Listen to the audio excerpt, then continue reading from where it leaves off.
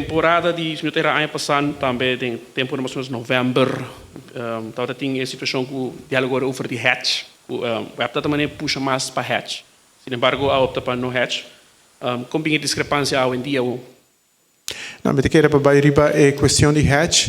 Tá sendo que nós conhecemos hatch policy de que está aprovado de companhia na web Aruba e utilities Aruba.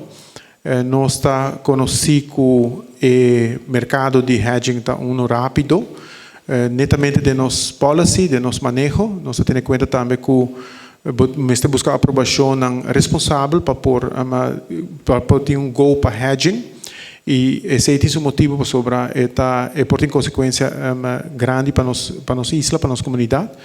Pois no caso de hedging para 2022, esse aí nós temos uma situação que nós temos uma oportunidade, pero dor de nós mesmos manejo que está prudente, eu tenho que fazer o que está prudente e o mercado vai ser rápido quando nós temos oportunidade. Não?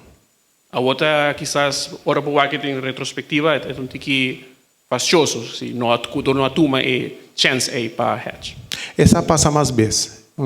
Viagem passa, mas qualquer outro caso, não caminho botinho acto rápido, e o que é importante é que nós temos manejo, que nós atendemos os meus turnos, pero essa passa dor que o mercado é rápido e me te querer no futuro também lo tem por repetir, por passar trobe, é importante tá que nenhum gente para pensar que também guerra.